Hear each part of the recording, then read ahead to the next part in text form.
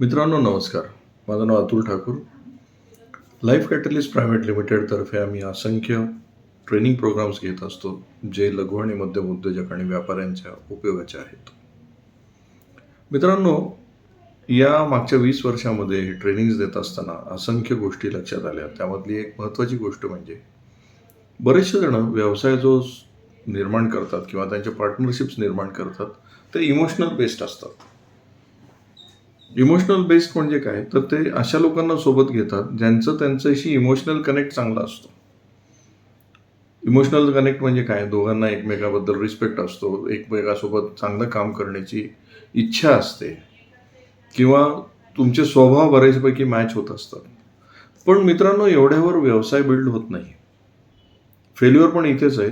तुमचा emotional connect सोबतच सगळ्यात महत्त्वाचा कनेक्ट तुमच्यासोबत असला पाहिजे. तो म्हणजे वर्केबिलिटीचा कनेक्ट असला पाहिजे. When you are creating partnership with someone, त्यावेळेस तुमची वर्केबिलिटी सुद्धा तिथे कनेक्ट झाली पाहिजे.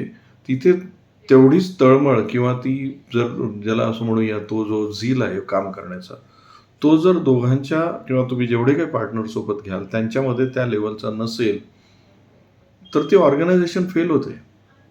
आज मी बऱ्याचशा पार्टनरशिप सफरिंगमध्ये केवळ यासाठी पाहतो, की त्यामध्ये सोबत असलेले सगळे व्यक्ती एका लेवलला येऊन काम करत नाहीत. मानसिक लेवल एक नसते.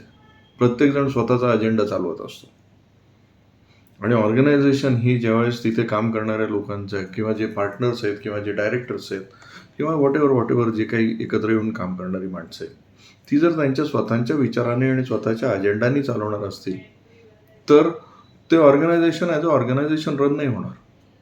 हां, ऑन अँड ऑफ काही ज्याला असं म्हणूया वैयक्तिक हेतू सिद्ध होत राहतील. पण तेवढ्या वैयक्तिक हेतू पुरतंच ते ऑर्गनायझेशन असेल.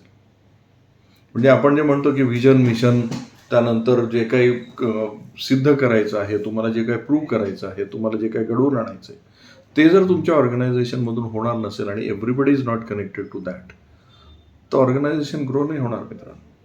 महाभारतामध्ये सुद्धा आपल्याला हेच बघायचं आहे की कौरवांकडून असलेलं सगळं सैन्य जे आहे ते तसं बघायला गेलं प्रबळ होतं. पण ते एका विजन मिशनमध्ये नव्हते. प्रत्येकाचं विजन मिशन वेगळं होतं.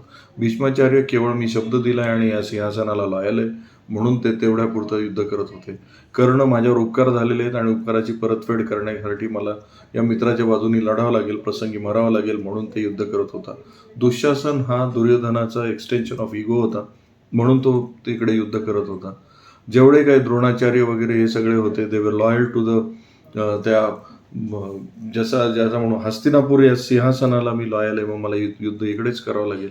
या सगळ्या केवळ वैयक्तिक कमिटमेंटसाठी ते युद्ध करत होते. ही सगळी मंडळी धर्मरक्षणार्थ युद्ध करत नव्हती. म्हणूनच त्यांचा पराभव हा अगोदरच लिहिला गेलेला होता मित्रांनो. एखादं ऑर्गनायझेशन सुरू होत असताना जर त्याचे पार्टनर्स किंवा डायरेक्टर्स वैयक्तिक अजेंडा फक्त घेऊन येणार असतील तिथे, ज्याचा ऑर्गनायझेशनच्या भल्यासाठी काही देणंघेणं नसेल, तर ऑर्गनायझेशन वर नाही येणार. ऑन अँड ऑफ तुम्ही no matter what talent you have, no matter what abilities you have, no matter what good product और सर्व्हिस यू हॅव, ऑर्गनायझेशन हे वर नाही येऊ शकणार जेव्हा सगळी टीम युनिडायरेक्शनल असणार नाही. त्याविरुद्ध जर आपण पांडवांचं जर पाहिलं तर पांडवांच्या बाजूनी एकच हे होतं, तिथे कुठेही युद्ध हे पर्सनल नव्हतं. तिथे युद्ध जे होतं ते एका अन्याय किंवा अत्याचाराच्या विरोधात उभं ठाकलेलं ते सगळं सैन्य होतं. आणि श्रीकृष्णाचाही रोल तोच होता की यामध्ये जो धर्माचं रक्षण करणं आवश्यक आहे, त्यासाठी त्याला रिएस्टॅब्लिश करण्याची जी गरज आहे, त्यासाठी श्रीकृष्ण या सगळ्यांना बांधून उभे होते. मित्रांनो, इतक्या छोट्या छोट्या गोष्टी जर आपण आपल्या ऑब्झर्व करत राहिला तर तुम्हाला लक्षात येईल की टीममध्ये फक्त टॅलेंट आणि एबिलिटीज असून चालत नाही, तर ती टीम एकसंघ पण असली पाहिजे. ती जर एकत्र असेल तर डेफिनेटली ती ग्रो होऊ शकते. आणि ते सगळं करणारी ते ज्याला व्यवस्था त्या टीममध्ये असली पाहिजे. त्यामुळे तुम्ही जर पार्टनरशिप फर्ममध्ये असाल, तुमची जर प्रायव्हेट लिमिटेड कंपनी असेल, LLP कंपनी असेल, तुम्ही काही लोकांना सोबत घेऊन काम करणार असाल, तर केवळ ते इमोशनली तुमच्या जवळचे आहेत म्हणून त्यांना घेऊन पार्टनरशिप सुरू करू नका. तुम्हाला वर्केबिलिटी आणता येईल का हे बघावं लागेल. तो समोरचा व्यक्ती ज्याला तुम्ही घेताय तो तो काम करण्याच्या मानसिकतेचा आहे का हे बघावं लागेल. कंपनीला जे आवश्यक आहे किंवा तुमच्या फर्मला जे आवश्यक आहे ते करण्याची मानसिकता त्याच्याकडे आहे का हे बघा. अन्यथा तो तुमचा एक चांगला मित्र म्हणून राहू शकतो, तो तुमचा एक जवळचा व्यक्ती म्हणून राहू शकतो. तुम्हाला त्याला बिझनेसमध्ये आणून त्याला तुमच्या बिझनेसचा हार्म करण्याची गरज नाही. माझा हा विचार पटला तर या व्हिडिओला शेअर करा, लाईक करा. कारण मला असं वाटतं हे असंख्य लोकांचे प्रॉब्लेम्स आहे की त्यांना हे लक्षात येत नाही की once we choose a wrong partner then it becomes a life time liability. विचार करून बघा. धन्यवाद.